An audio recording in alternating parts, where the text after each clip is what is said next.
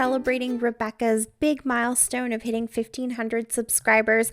Hey, Rebecca, congratulations. I'm so proud of you. I absolutely love her channel, so go and check it out. The link is down below and show her some love for hitting this big milestone. And so today we are all scraplifting some of our favorite layouts from her.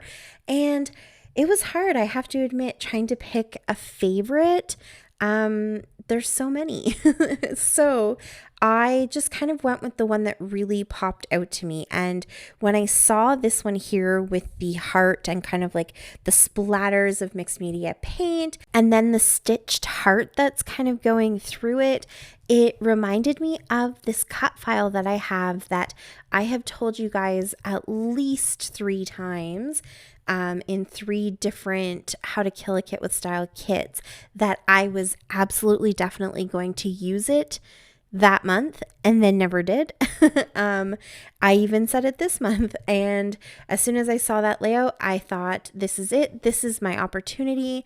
This will give me the same kind of feel that she created in her layout, and I can get this cut file used up. So that's what I'm doing. So I'm going to use pretty similar colors. My red, I think, is a little bit more pink because I have more pink going on in my pictures that I chose rather than the red.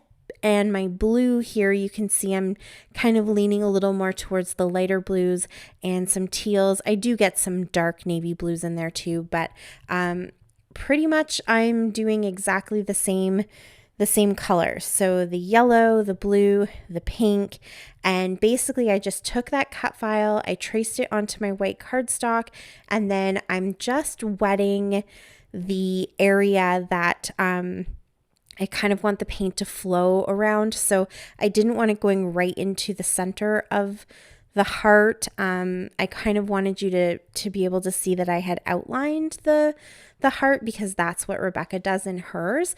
So I use my spray bottle, and then just with the tips of the mists, I'm going in and kind of letting a few drops hit that water. And then you can see here, especially with the pink, how much that spreads.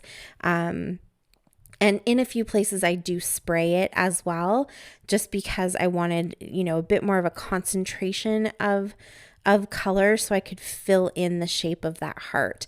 But for the most part, I'm just letting the splatters kind of spread through the water. And it is a lot of water. You could definitely put some gesso on your paper if you don't have really thick cardstock and you're not sure how it's going to absorb and take all of this excess water.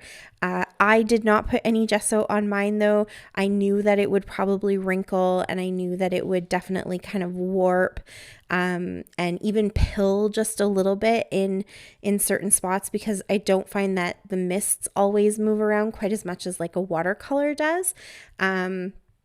But I kind of am okay with that. And so I know that this layout is warped, but once you get it into an album and it's in a page protector and it's in a full album where all of the pages are sort of squished together and held together, I find that a lot of that warping kind of goes away. So it doesn't bug me too much, but if you wanted to prevent that, definitely go ahead and use some gesso.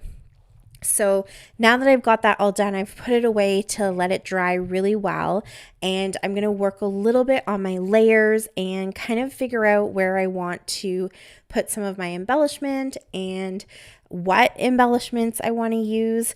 So Rebecca uses really interesting pictures where she's just taken the little kind of caption that says that she's hit certain milestones, like 300 subscribers, 400 subscribers. I think it actually starts maybe at like 500, 600, 700, 800, something like that. So they're just little kind of strips of pictures.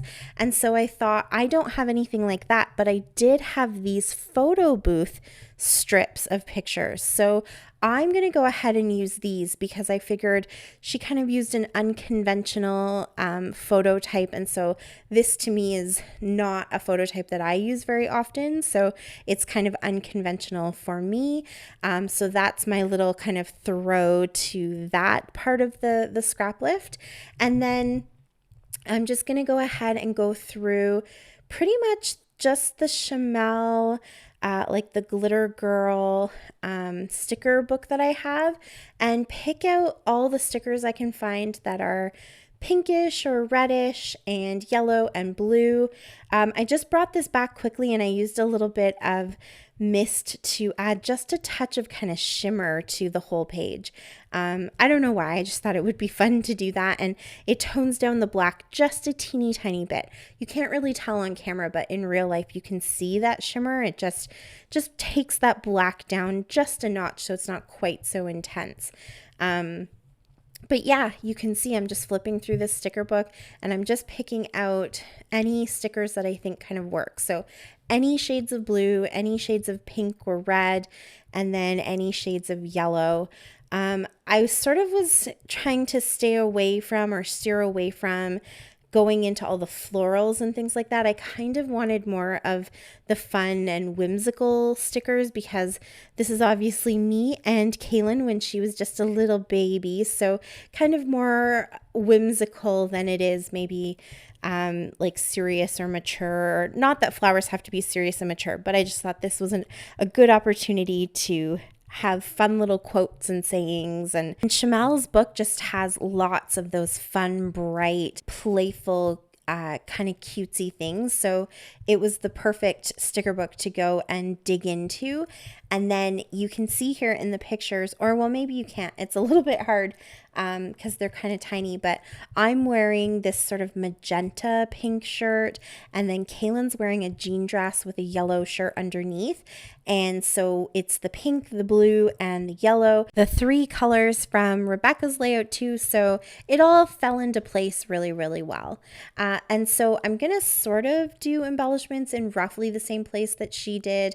I have a little cluster over on the left-hand side, and then two clusters kind of by the pictures, and I'm just putting elements of each color into there. So just layering them up. This is kind of my favorite part of scrapbooking, is just creating things that all nestle in together, building those little clusters, those little layers, finding that perfect spot for each sticker to kind of just tuck in. And yeah, I don't know. I just really enjoy this part of it. I don't do it as often as I used to, having tons and tons of layers. I've sort of been a little more simplistic in my scrapping lately. And so this was a good opportunity to pull out chipboard and then the stickers and just any elements that I could think of that layer together really well, and just have a little bit of fun building up these little embellishment clusters. So the stickers all came from the one book, and then these chipboard pieces all come from Dollarama. These 3 sheets of chipboard come from Dollarama. They are in a haul where I kind of show a little more detail about them, but essentially the one here that I'm working with, that's sort of all in blue, and then the other one that looks similar to this that is all in pink, those are planner chipboard. I'm not sure that I would use them in a planner because they're kind of the typical width of or dimension of chipboard. So I don't know that I would want to put that into my planner specifically, but a lot of them are just really fun, cute little shapes and sayings and patterns. The blue has like some flowers and some banners and little like blueberries and that kind of thing. And then the pink one has a bit more of a coffee theme to it. So they work really good in just your general scrapbooking too. There's the odd one that says something like Planner Girl or Weekly or that kind of thing that lends you to believe that it's meant more for planners. Okay, here's the pink one. So, you know, if you do use it in your planner, then that's great. It has all those right things that you're looking for, but you don't have to. So from the blue one, I just pulled 3 flowers. I know at the beginning I said I didn't want to go all flowers, but these are kind of pretty and they have just a little touch of silver to them. So I pulled just 1 for each cluster. And then from the pink one, I just pulled 3 different shapes. So a hexagon, a little kind of arrow, and then a circle, and they're all sort of in that that darker pink, almost like a dusty rose actually color. So I didn't go too crazy with my embellishment clusters. You definitely can. I know I'm someone who can either go really simple or super over the top and just add tons and tons of stickers and layers. But for these ones, I just wanted to make sure that they kind of had a balance of each of the three colors and a couple of little words or phrases. And, you know, that's it. They just kind of all looked balanced and they look kind of cute and tucked in properly. And then, so the last thing I'm going to do to kind of finish them off, instead of adding sequins or enamel dots, I have these polka dots that were also in the sticker book. So these ones are sort of a clear sticker, and then the other ones here are these really fun kind of shimmery stickers. So I'm going to add all the blues and pinks and the one yellow from each of those. So they're kind of my enamel dots or my splatters.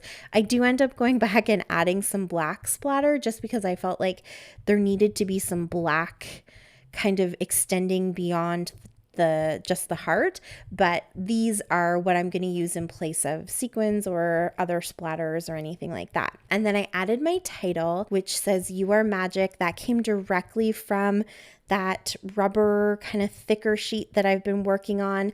I am so close. I'm using these words on pretty much every layout that I create to get that sheet used up. I think I'm going to make it. Maybe not this month, because there's a couple that say things like happy birthday, and I'm not really doing birthday layouts, but March is our big birthday month in my house. So I know I can get those used up for sure. It's kind of been my challenge, I guess you could say. So I went with the "You Are Magic." I think it just kind of fit nicely with this layout. I didn't really have a specific title. We didn't have a specific reason to take these pictures. It's just one of those things you do when you're a young mom and you have a cute little baby girl who likes to look at herself in the camera. So that's what I did. And I kind of love that the last little while I've been scrapping some really old pictures because I haven't gone back and really pulled out these old pictures in a long time. So it's been kind of fun to just take a stroll down memory lane and go through a lot of those old photos that I have. They're basically just sitting in a box, so why not pull them out and get them scrapped? So there you saw I did kind of a sketchy line around the outside of the layout, and then I finished it off with those black splatters, and that's it. That's my layout for this hop. I love how this turned out. There's just something about black with those super bright colors that I love so much. Thank you so much for the inspiration, Rebecca. Congratulations again. And thank you to all of you for watching. I really appreciate it. Use the links down below to follow along with this hop and celebrate Rebecca with us. Click subscribe if you want to see more from me. And until next time, happy scrapping. Bye.